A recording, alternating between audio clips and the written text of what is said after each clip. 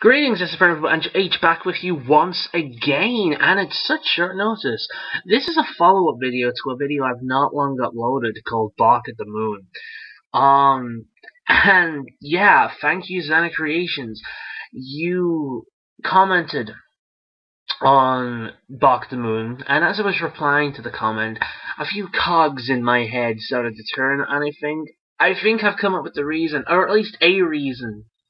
Perhaps, there's probably multiple reasons, but perhaps this is a reason, and one that makes sense to me, why there are so many wolves in the furry community, followed by, wolves are the most common, followed by big cats, and then predatory birds.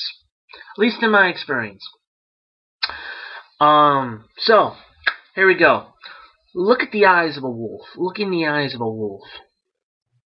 When you look in the eyes of a wolf, you see and feel its mind, its intellect. You see and feel its strength, its agility, its beauty, its majesty. In fact, the very act of looking into the eyes of this creature, and if you're lucky enough for having it looking back directly at you, someone classes a very moving / spiritual experience. It sounds pretentious, but honestly, this is true. Now, we humans have a natural instinct to look at each other's eyes when we're talking to each other. We have a natural instinct to that makes us look in the eyes of animals when, if we're talking to them or if we're looking at them in general. This is not always the case, such as most people will look at a butterfly's wings over their eyes and that kind of thing, and the plumage of a bird over its eyes, or scales of a fish reflecting in the sunlight over its eyes. It's not always the case, but generally it is, at least with the more popular animals. Okay. Now look at the eyes of a bigger dog, like a German Shepherd or a Husky. It has it. It's very muted. It's not there fully. It's got maybe 10-20% of that look. But it's still there. It's still got it. Now, onto felines. Look at the eyes of even a house cat. Because even house cats aren't domesticated as well as most dogs. Most house cats have it, albeit once again in a more muted version to their bigger cousins like tigers and lions.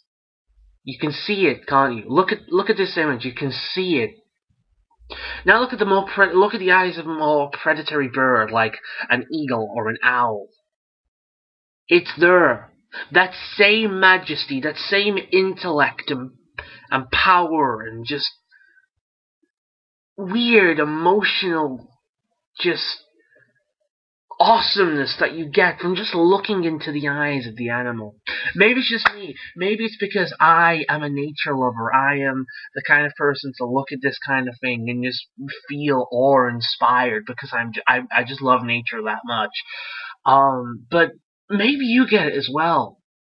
There's something about the eyes of these predatory animals that just speak to us on a base level, or at least to me.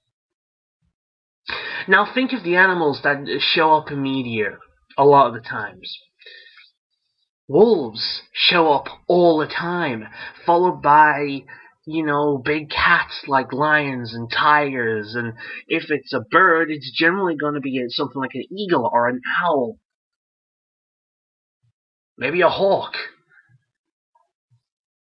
And that's what I think it is. You know the way they say the eyes are the gateway to the soul? Well, maybe there's more truth to that than we realized. Whether you believe in souls or not. I personally don't. I think the soul is the mind, but still. I don't know. Tell me what you think about this. But before I end the video, let's look at something else. I'm a reptile lover, so let's look in the eyes of far, far less common kin types. Reptiles. Let's look in the eyes of a Snake. Okay, it's got a little bit of it, but it's nowhere near the intensity of these other creatures. Try crocodile. Yep, same thing. It's missing something. It's missing that jolt, that connection on a base level. That's what it's missing, even for a reptile guy like me. Let's go back to a mammal. How about a flying fox? Let's bring this back up. It's got it there. The flying fox has the cuteness look. The flying fox has the cute look. But it doesn't have that same connection that at least I get when looking at these other animals. It doesn't have that same power feeling. You don't see all all the amazing aspects of the other creatures in the eyes. Okay, let's look at something else. Let's go on another level. Deer. The eyes of a deer has, at least to me, once again, the eyes of a deer has an aspect to it. But it's less of the power, it's less of something. You look at the eyes and it looks nervous. It's got a cute element to it. It's a kind of animal you want to take care of. It's got the cuteness element to it. I think that's what it is. I think it's the eyes. We've all seen pictures of wolves. We've all seen pictures of big cats and predatory birds. We've all seen them. Kin or not, we've all seen them. We all have that look, that indescribable look, blended, like just burned into a subconscious. Maybe that's what it is.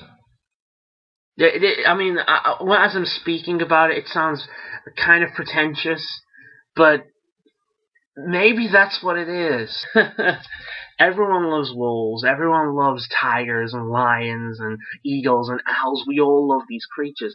Not everyone loves snakes, not everyone loves crocodiles.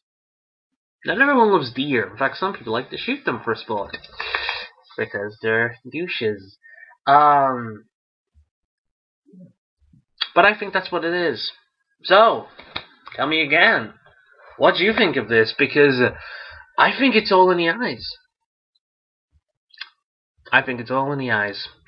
This is Fern from Angel Age giving you and me a much needed braingasm.